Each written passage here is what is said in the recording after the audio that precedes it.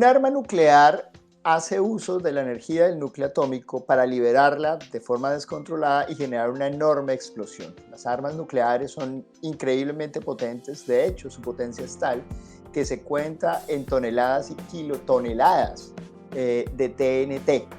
Un arma promedio tiene el poder equivalente de entre 20 y 30 kilotoneladas de TNT, son armas increíblemente poderosas. Las bombas nucleares hacen uso de materiales como el uranio y el plutonio. Lo que se busca es que estos materiales, que son muy pesados, sus núcleos son enormes, son pesadísimos. Cuando yo los divido, liberan una enorme cantidad de energía y crean calor. En ese proceso de ruptura se liberan unas partículas que son neutrones, las cuales van y rompen más de estos núcleos pesados de uranio y de plutonio. Se genera lo que denominamos una reacción en cadena descontrolada, cuyo resultado es una explosión formidable, como les decía, de toneladas, miles de toneladas de TNT o dinamita.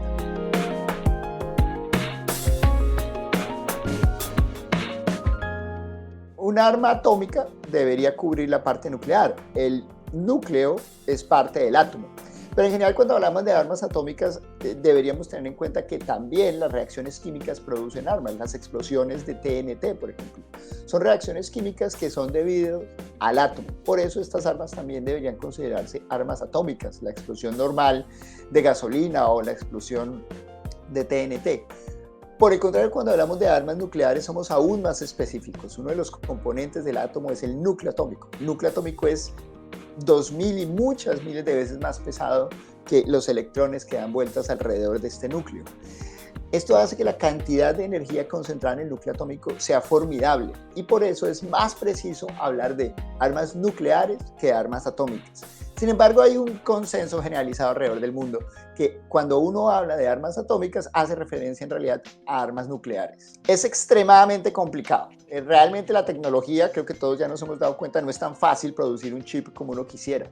Con las armas nucleares sucede algo similar. No es suficiente con tener uranio o plutonio. Hay que refinarlo. ¿Por qué?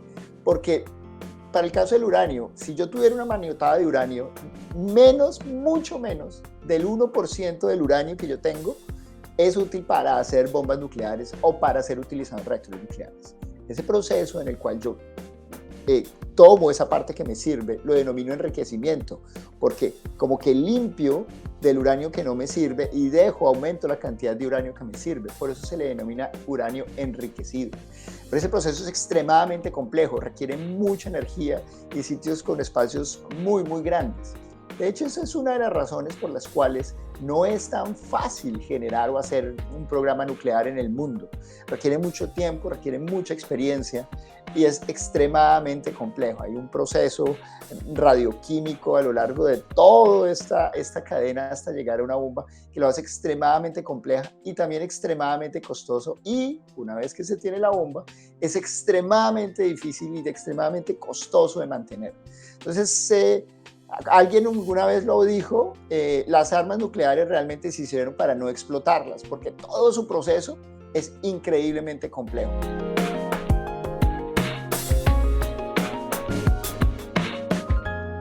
Los accidentes nucleares que han ocurrido en Chernobyl y en Fukushima Daiichi han sido causados por explosiones de acumulación de hidrógeno y de gases volátiles, mas no han sido en propiedad explosiones nucleares.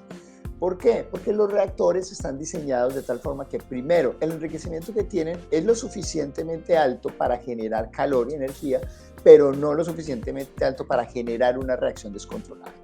Por otro lado, en los dos casos, tanto Fukushima Daiichi como Chernobyl, lo que ha ocurrido es que la temperatura del reactor crece tanto, es tan alta, que cuando entra en contacto con el agua se disocia. Esa disociación produce oxígeno e hidrógeno. El hidrógeno es un combustible súper potente, es de los más potentes que tenemos en el mundo.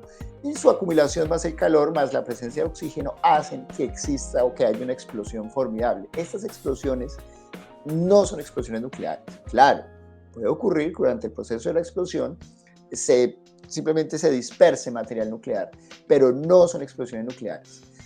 ¿Hay riesgo de que exista una explosión en un reactor tipo Chernobyl, como el que tenemos en este momento, uno de los 5 o 7 reactores, si no estoy mal, que tiene Ucrania? No es posible, no hay la más mínima posibilidad de que exista una reacción nuclear que dé paso a una explosión nuclear. Los reactores están diseñados para no explotar. Es más el juego de la guerra, no es el poder disuasivo que se tiene, es el hecho que, oiga, yo tengo un poder que me va a permitir, tener control de la electricidad que se produce en el país. Yo puedo limitar la cantidad de electricidad, de calor que se da a un país como Ucrania, que depende mucho de la energía eléctrica producida por centrales nucleares.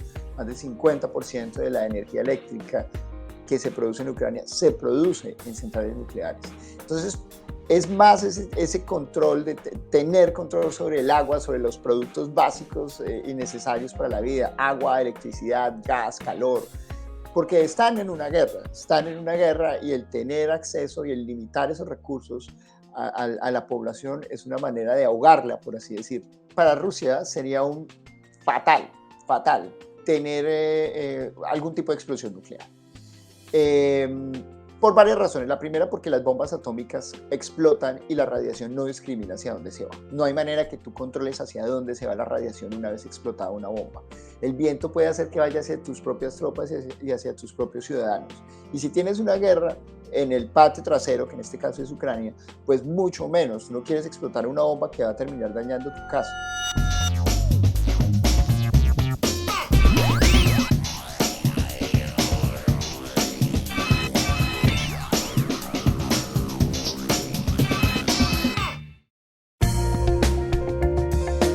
Universidad Nacional de Colombia, proyecto cultural, científico y colectivo de Nación.